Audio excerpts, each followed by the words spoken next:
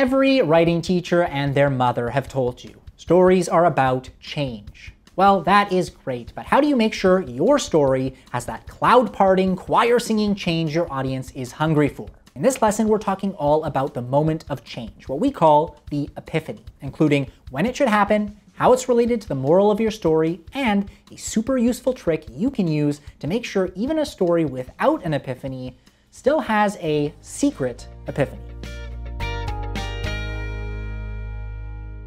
This video is a lesson from a full free mega course on our website. If you're ready to supercharge your storytelling, click the link in the description and start your journey today.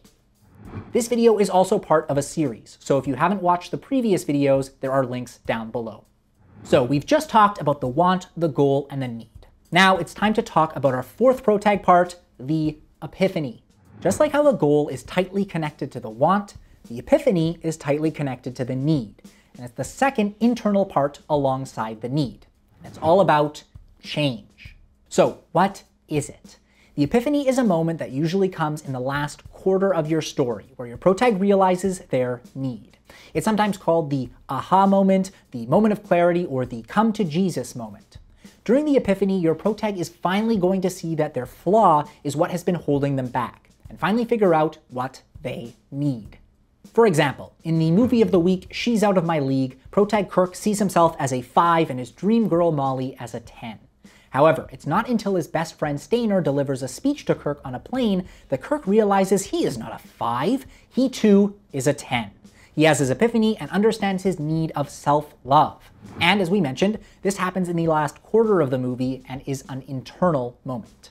Just to nail this in, the epiphany and the need are both internal parts related to the protag's psychology. The want and the goal are both external and related to the physical world around the protag. This internal-external dichotomy is going to come up a lot in this mega course, especially as we start talking about the A story and B story, so keep it in mind. When we start talking about the lesson your story is trying to tell or the moral of the story, we'll be talking about the thing your protag learns in their epiphany. In our earlier example, it's that if Kirk doesn't see himself as a 10, why would anyone else? Which is another way of saying you can't love someone else until you love yourself. The epiphany is also closely related to character arcs.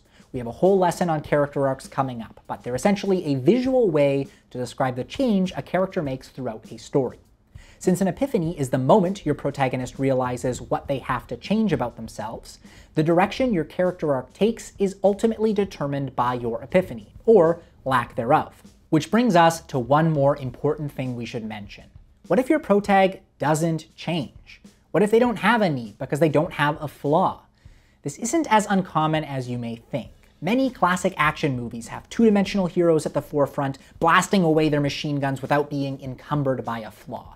One example is Dutch, the protag in Predator. Instead of having problems stem from a flaw, Dutch's problems are almost entirely from the superpowered alien hunting him through the jungle. So, when it comes time for the epiphany, what happens? Enter the non-epiphany epiphany. In stories with simpler protags, there is usually a moment when the protag has an epiphany about the situation instead of about themselves. This turns the epiphany into an external beat alongside the want and the goal. In this case, there is normally no flaw, and the need is more of a new understanding of the situation. In Predator, Dutch has a moment while hiding under some tree roots when he realizes the predator can't see him when he's covered in mud. So there is still an epiphany, but not how we described it earlier. If any of your top stories feature this type of non-epiphany epiphany, comment them down below. That covers our lesson on the epiphany, including what it is, when it happens, and how to include it even when your protag is missing a flaw. But if you really want to have an epiphany about the epiphany, check out the extended version of this lesson. It'll cover how the epiphany is related to death and rebirth, how it secretly links together two crucial elements of your story, and then break the epiphany down in an in-depth example of the 2016 animated musical, Moana. See you there.